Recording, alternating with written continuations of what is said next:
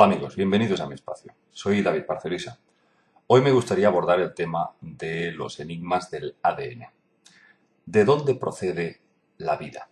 ¿Se desarrolló naturalmente en la Tierra o procede de otro lugar? Para tratar este tema, inevitablemente tenemos que hacer referencia a la ciencia oficial.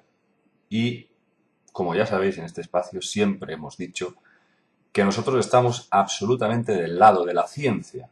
Otra cosa es conocer quién está detrás de la ciencia, cuáles son verdaderos científicos y cuáles son verdaderos payasos al servicio de la élite para desinformar y para utilizar, digamos, la ciencia como un simple o mero instrumento para ocultar los verdaderos descubrimientos que nos podrían hacer libres.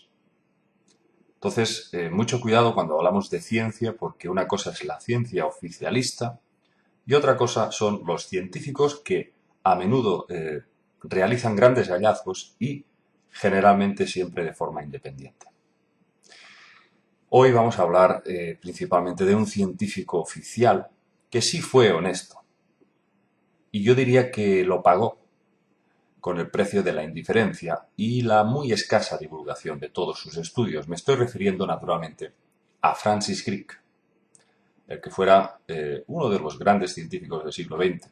Fue un gran físico, biólogo molecular y neurocientífico británico, conocido principalmente por ser el descubridor de la estructura molecular del ADN en 1953 junto con su compañero James D. Watson.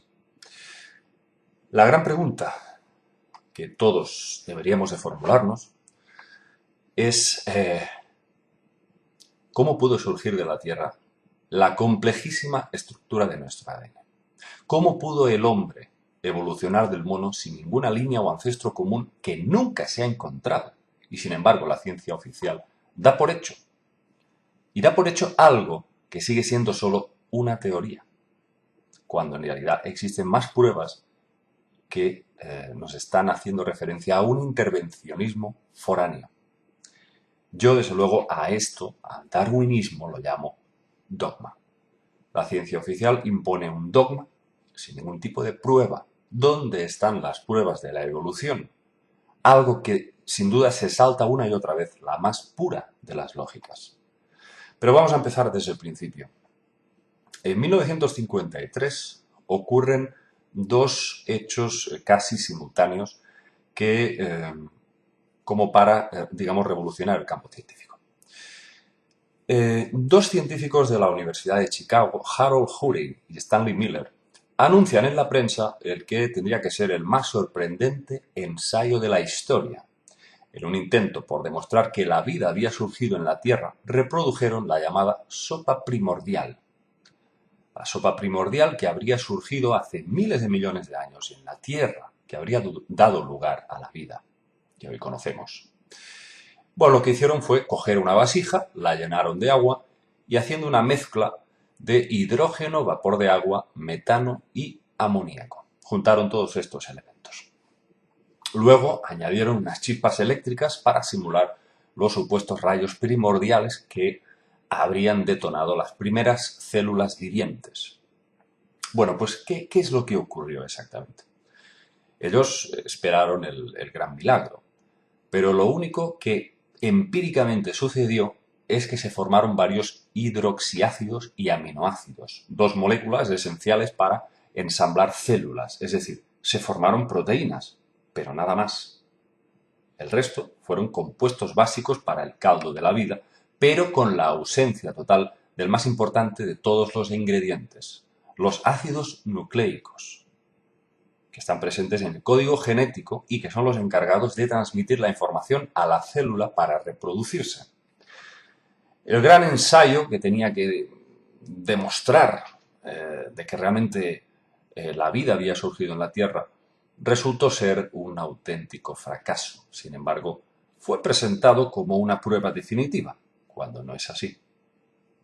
Mucho más se complicaron las cosas cuando ese mismo año de 1953 Francis Crick y James D. Watson descubrieron la doble hélice en el ADN humano.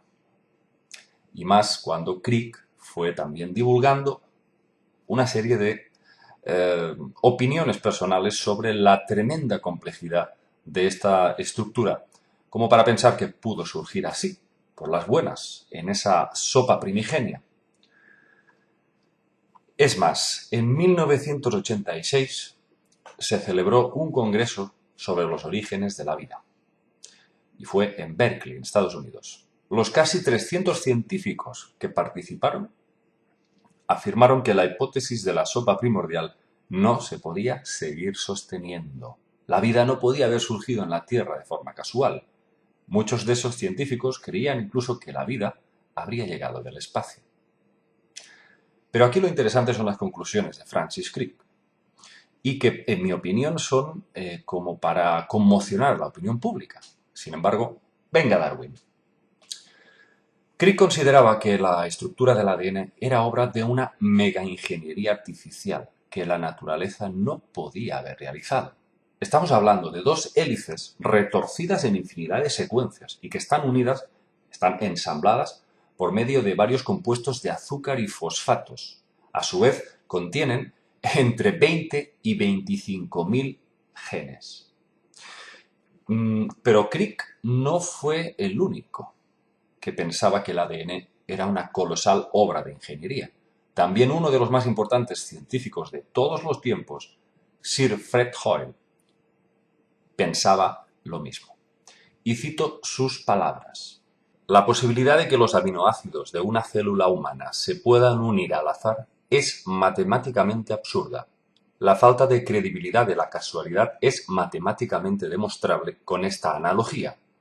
¿Cuáles son las posibilidades de que un tornado que pase por un montón de basura que incluya todas las partes de un avión provoque que accidentalmente se junten y formen otro avión listo para despegar? Esto significa que no es posible que la célula pase a existir por medio de coincidencias y por tanto tiene que haber sido creada. La vida no puede haberse producido por casualidad. Hay una inteligencia coexistente con el universo y esa inteligencia y el universo se necesitan mutuamente. En realidad, esta teoría, que la vida fue creada por alguna clase de inteligencia, es tan obvia que uno se asombra de que no sea aceptada como algo autoevidente. Las razones son psicológicas antes que científicas. La materia no puede generar vida por sí misma sin una intervención deliberada. Francis Crick ya dijo que la vida en la Tierra no podía haber llegado a bordo de un meteorito. Él consideraba que toda esa mezcla de microorganismos no hubiesen sobrevivido a un viaje tan largo y además sometido a tantas presiones. Justo 20 años después de haber descubierto la doble hélice, Francis Crick, en 1973, publicó un artículo en la revista Icarus diciendo lo siguiente. Como alternativa a esta teoría propia del siglo XIX, la panspermia, nosotros consideramos la panspermia dirigida, la teoría que concibe que los organismos vivos fueron deliberadamente transmitidos a la Tierra por seres inteligentes de otro planeta. Concluimos que es posible que la vida alcanzara la Tierra de esta forma. En conclusión, Francis Crick nos dice que hace unos 3.800 millones de años una nave extraterrestre sembró de vida a la Tierra. Y eso no se aleja demasiado de quienes defendemos que varias razas alienígenas fabricaron en el pasado antiguo al ser humano. Estamos hablando de civilizaciones con unos conocimientos en genética que, desde luego, hoy en día nos resultaría poco menos que magia.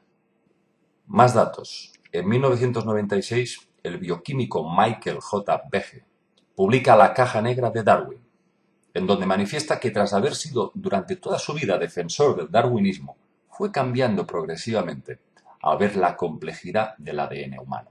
Cito sus palabras. El flagelo es un largo filamento semejante a un cabello empotrado en la membrana de la célula. El filamento externo se compone de un solo tipo de proteína, llamada flagelina. El filamento de la flagelina es la superficie de la paleta que contacta con el líquido durante la natación. Al final del filamento de la flagelina, cerca de la superficie de la célula, hay una protuberancia en el grosor del flagelo. Es aquí que el filamento se une a la transmisión del rotor. La unión material está compuesta de una pieza llamada proteína de codo. Mediante experimentos se ha comprobado que el motor del flagelo está situado en su base, donde el microscopio electrónico revela la presencia de varias estructuras en forma de anillo. La naturaleza rotatoria del flagelo tiene unas claras e ineludibles consecuencias. La teoría darwinista no ha dado explicación al cilio ni al flagelo, y la abrumadora complejidad de sus sistemas de natación nos impulsa a pensar que nunca podrá darle una explicación. Estamos, pues, asistiendo a una gran cantidad de científicos, bioquímicos, altamente reputados, algunos de ellos como Francis Crick, descubridores incluso de la cadena del ADN, que nos están diciendo que no existe ninguna evidencia por donde cogerse que demuestre que la vida en la Tierra se desarrollara de forma casual. Y muchos de ellos, que no he citado aquí, evidentemente por falta de tiempo y por falta de espacio, pero os sorprenderíais la cantidad de científicos que no he citado hoy aquí, que desde luego piensan muy parecido. Es decir, ya no se podría considerar como una teoría o la llamada teoría del intervencionismo, sino que prácticamente viene a ser un hecho. Viene a ser un hecho, porque si cogemos toda esta información de forma empírica, como hemos visto hasta ahora, que conduce a estos grandes científicos a considerar esta probabilidad, estudiando simplemente nuestro ADN, de lo que estamos compuestos nosotros, y juntamos toda esta información y la comparamos con los textos antiguos que tantas veces hemos citado, en donde en todo el mundo, todas las culturas hablan de dioses, de entidades que vienen de las estrellas, que civilizan al hombre, que lo crean, entidades creadoras. Yo creo que solamente hace falta hacer un poco un ejercicio, un saltito deductivo para entender que estamos hablando de seres con grandes conocimientos, seres que podríamos considerar a nivel científico como sembradores de vida. Y me parece que lo demás son dogmas. Cuando verdaderamente parece que se obtienen ciertas evidencias de que esto es así, es cuando surgen más cantidad de grupos, sobre todo grupos elitistas de poder, para intentar ridiculizar y banalizar todas estas cuestiones. Probablemente para que las religiones sigan su curso, para que la humanidad siga atontada con todas sus miserias y no podamos tener acceso al verdadero conocimiento, que probablemente se encuentre dentro de nosotros mismos. Porque ya hay ciertas voces que se están alzando que nos dicen que efectivamente el ADN humano es la más compleja obra de ingeniería y que ahí se alberga la clave para comprender de dónde venimos y qué hacemos en esta vida. Es decir, que el ADN quizás constituya el puente para entender que ciencia y espíritu son compatibles. Aquí os lo dejo, amigos, y nos vemos en el próximo videoprograma.